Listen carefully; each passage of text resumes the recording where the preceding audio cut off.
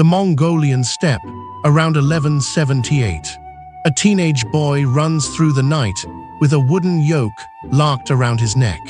His father was poisoned when he was 9. His clan abandoned his family on the open grassland to starve, a widow and 7 children, eating roots, mice, and river fish through winters that kill grown men. Now the clan that discarded him has enslaved him, afraid of what the boy might become. They are right to be afraid.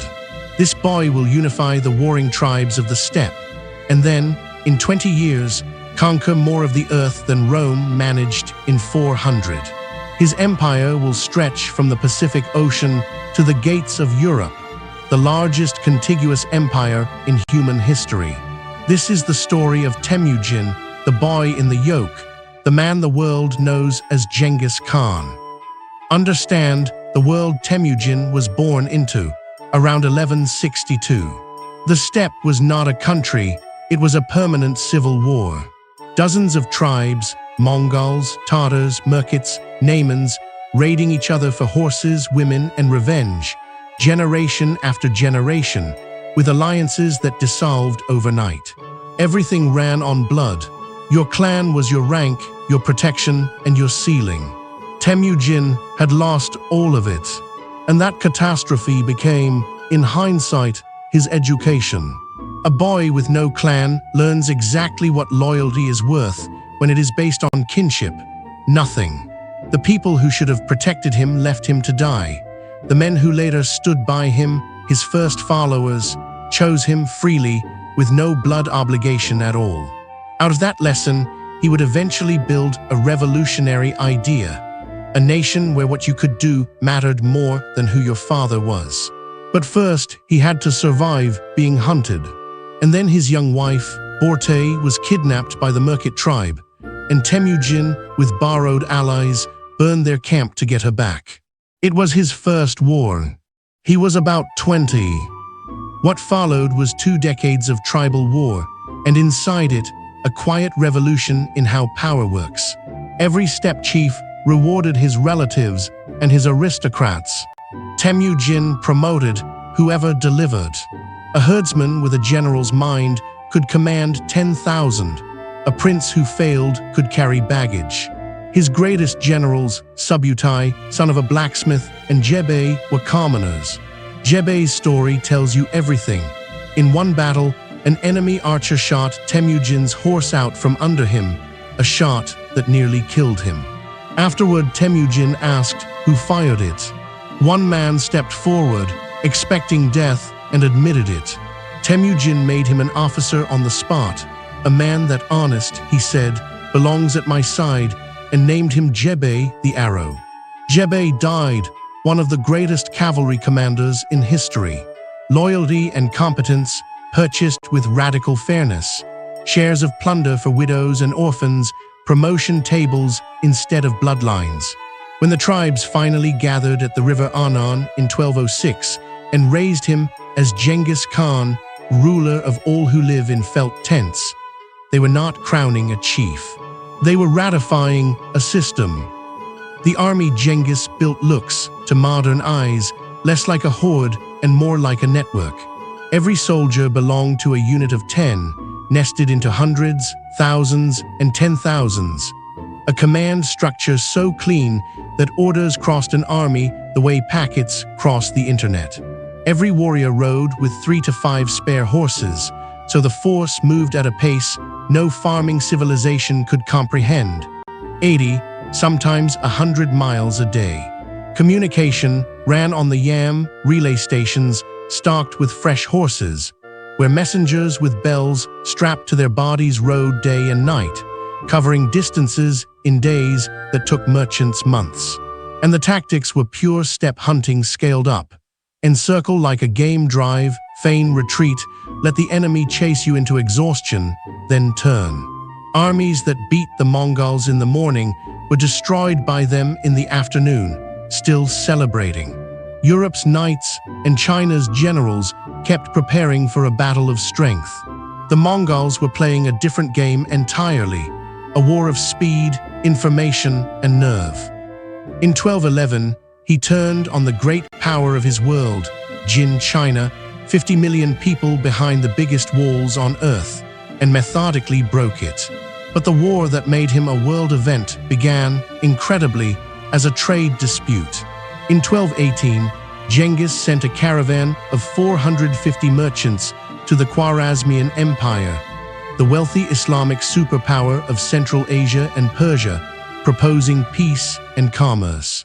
The governor of the border city of Otrar seized the caravan and executed the merchants as spies.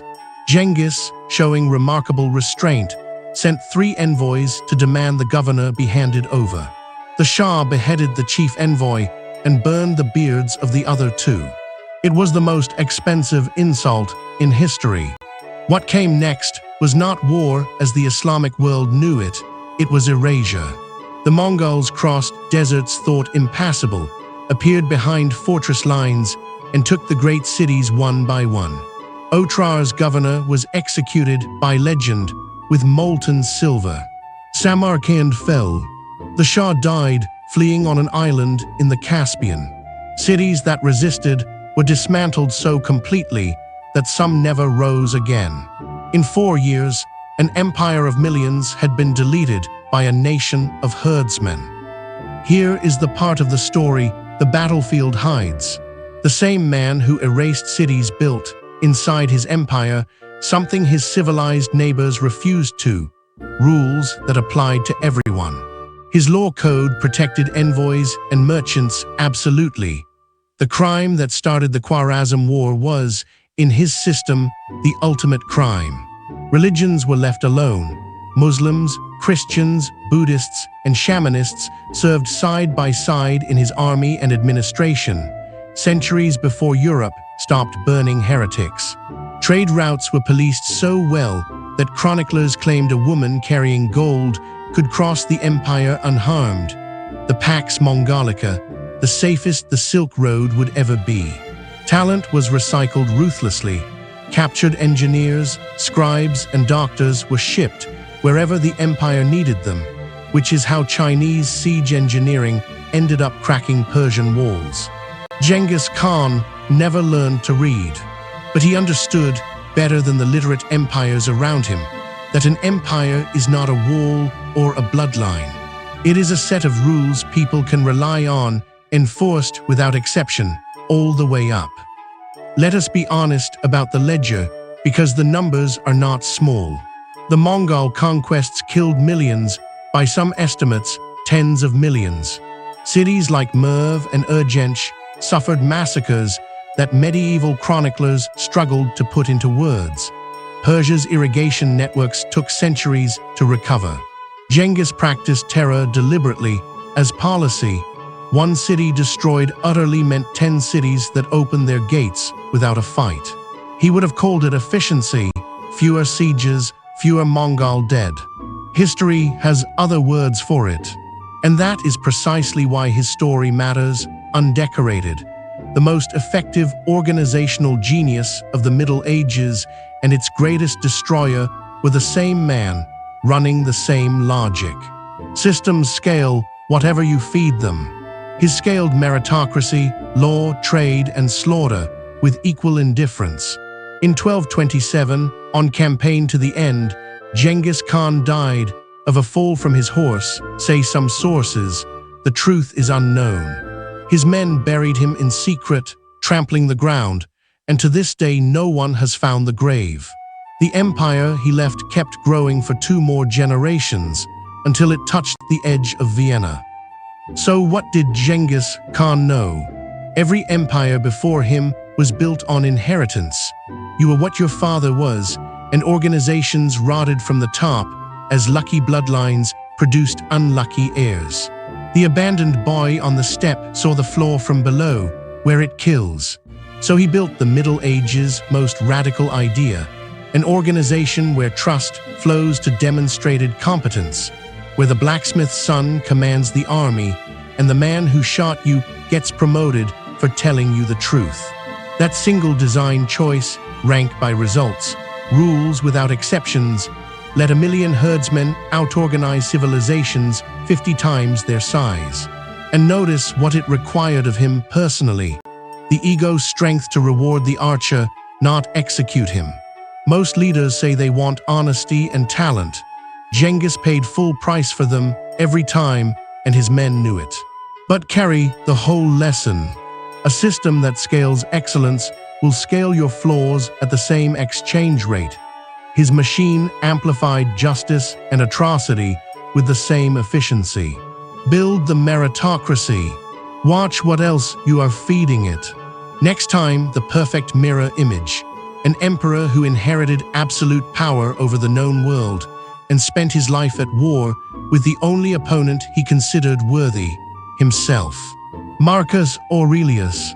Subscribe and step into the minds that made history.